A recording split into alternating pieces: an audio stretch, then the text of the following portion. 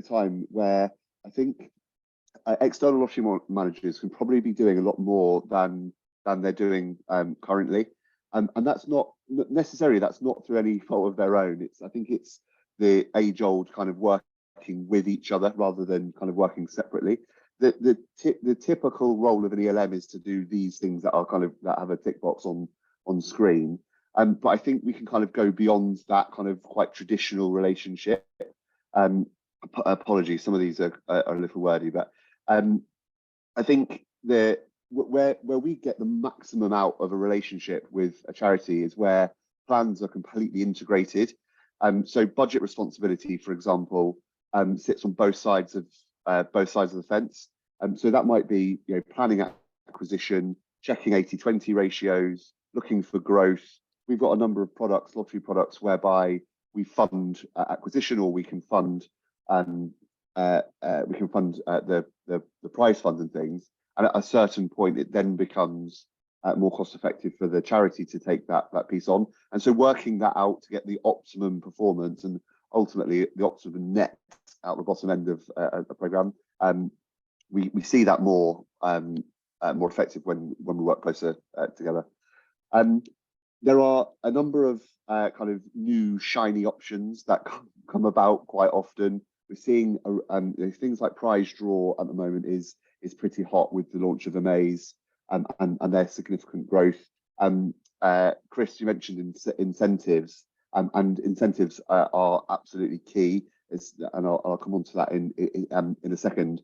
But channel only or channel focused acquisition routes like SMS, for example, are great when they're in a mix, not just by themselves. So we don't kind of promote setting up a lottery just around one channel. And so the core workings of a lottery can be nailed. And then once that's in a good, healthy position, once it's generating profit, then we can look to kind of add on other elements. And the pushing of the LCC framework and enabling legal adaptation, what I mean by that is there's a lot of grey area within the LCCP, as we all know, and some of it is, or quite often it's totally down to kind of interpretation in terms of what we can and can't do. I think lotteries could definitely work harder, and the point around incentives and free prize draw and incentives about joining or kind of getting to a certain point, 53rd or 62nd draw, you get X as part of the relationship with that we've got with the supporter. I think I definitely think that we could be doing more on that, and that kind of leads on to stewardship. So we will often find when we launch, and we've launched something like 30 lotteries in the last kind of two years. And stewardship has pretty much exclusively been an afterthought. It's kind of let's get underway, get launched, get into the market, and then think about what relationship we're going to maintain. And I would absolutely suggest that from an acquisition perspective, stewardship starts before you've even recruited the supporter.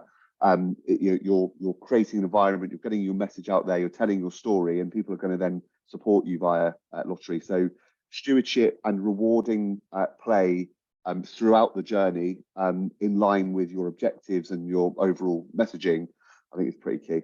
And then so that's kind of if you're running a lottery, and then from a launch perspective, I think the piece around getting early buy-in, governance, and including the ELM in those conversations is absolutely key. So again, we've had a number of instances over the last 12-18 months where we've all got really excited about lottery launch.